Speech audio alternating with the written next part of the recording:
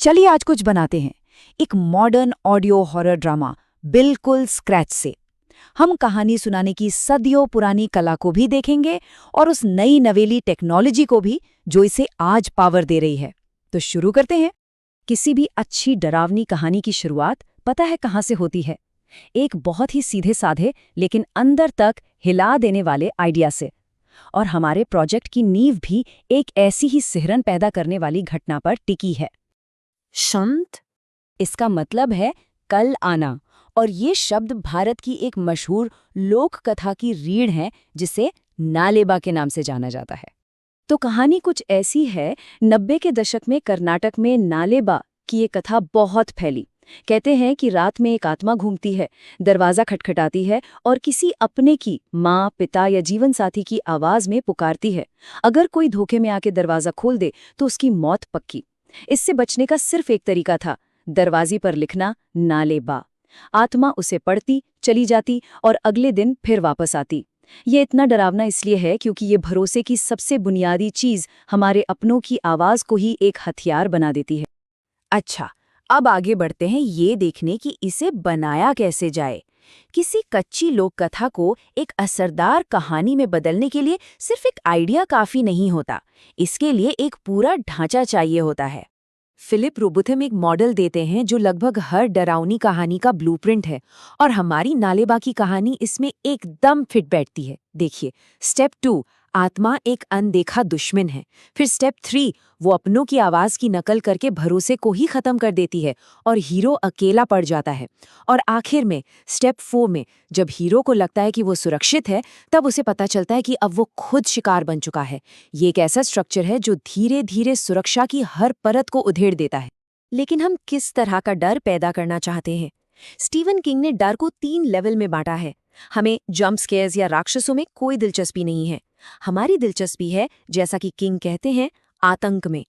वो सिहरन जो तब होती है जब सब कुछ ठीक तो लगता है पर कुछ गड़बड़ है। जब आपको अपने कान पर किसी की सांस महसूस होती है पर वहां कोई नहीं होता। ये स्लाइड हमारे लक्ष्य को बिल्कुल साफ कर देती है। घिनौना शरीर पर हमला करता है, हॉरर हमारी समझ पर, लेकिन आतंक सीधा दिमाग पर हमला करता है। ये अनदेखे का डर है। नालेबा कहानी का असली डर खून खराबे में नहीं, बल्कि इस एक सवाल में है, क्या दरवाजे के उस पार सच में मेरी माँ की आवाज है? तो अब जब हमारे पास कहानी का ढांचा और इमोशनल टारगेट दोनों है, तो चलिए उन प्रैक्टिकल टूल्स पर नजर डालते हैं जिनकी जरूरत हमें इस ऑडियो एक्सपीरियंस को बनाने के लिए पड़ेगी। हर चीज की शुरुआत स्क्रिप्ट से होती है, और एक ऑडियो ड्रामा में स्क्रिप्ट सिर्फ डायलॉग नहीं होती। जैसा कि ऑडियो ड्रामा बनाने वाले कहते हैं, क्लैरिटी सबसे जरूरी है। स्टेज के निर्देश, भले ही सुनने वाले उन्हें सुन नहीं पाते, एक्टर की परफॉर्मेंस को दिशा देते हैं।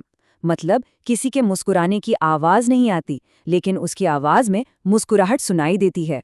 यहाँ एक बैलेंस बनाना पड़ता है। एक्टर्स को गाइड भी करना है और उन्हें अपनी कला दिखाने की आज़ादी भी देनी है। एक बार स्क्रिप्ट तैयार हो गई तो फिर दुनिया बनाई जाती है आवाज के जरिए। ऑडियो में साउंड डिज़ाइन सिर्फ बैकग्राउंड नॉइज नहीं है, वही सेटिंग है, वही माहौल है, और कई बार वही राक्षस भी है। और अच्छी बात यह है कि क्रिएटर्स को जीरो से शुरू करने की कोई ज़रूरत नहीं है। इंटरनेट पर स्कॉट आर्ट की हॉरर ऑडियो लाइब्रेरी जैसे कमाल के फ्री रिसोर्स भरे पड़े हैं। सोचिए, 120 से ज़्यादा म्यूजिक ट्रैक्स, साउंड इफेक्ट्स और एम्बियंट लूप्स, ये सब क्रिएटर्स को इतनी पावर देते हैं कि वो बहुत ही जटिल और डरावने साउंडस्केप बना सकते हैं, जो अक्सर साइलेंट हिल जैसे क्लासिक हॉरर गेम से प्रेरणा लेते हैं। अब हम आते हैं कहानी के दिल पर, आवाज़।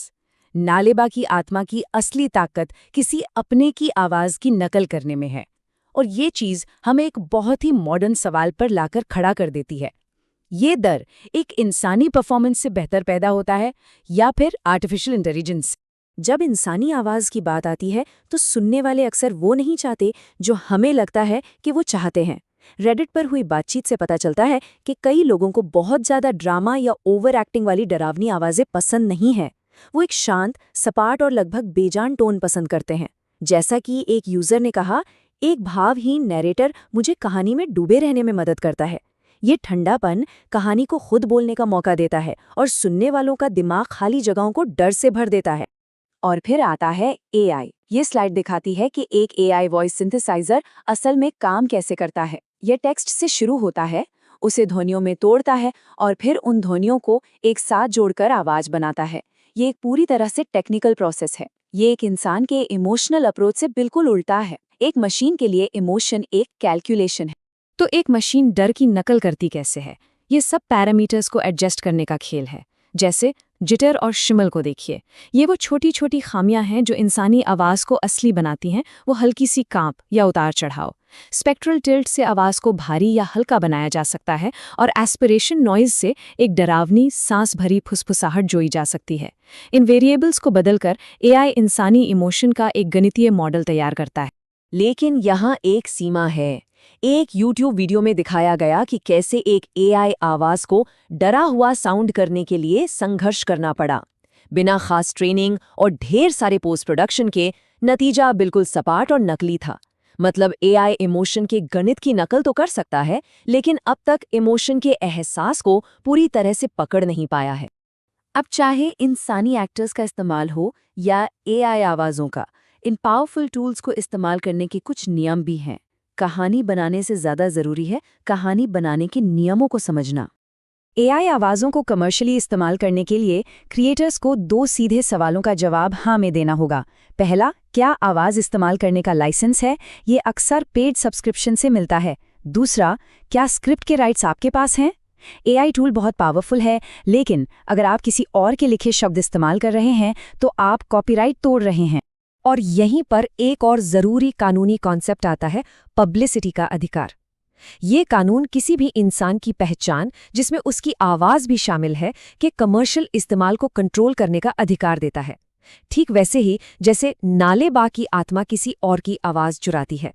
बिना इजाज़त के किसी की आवाज़ की नकल करना गैर कानूनी है।